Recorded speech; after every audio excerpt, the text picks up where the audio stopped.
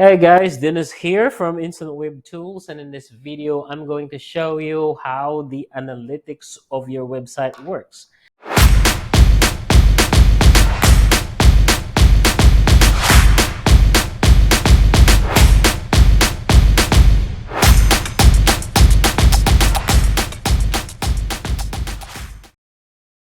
So here in my screen, as you can see from Instant Web Tools, just today, okay, so today I have 29 visitors and 35 page views. That means people are browsing in different pages. Okay, you can set this one to 7 days, last month, last year. And for today, I'm just gonna show you what is going on here.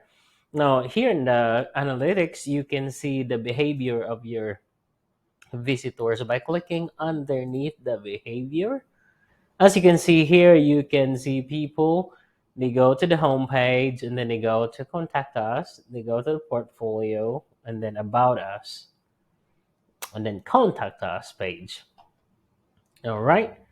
And then if you go to referrers or acquisition, so click on that, you can see that they found me by Google or they're using Yahoo search.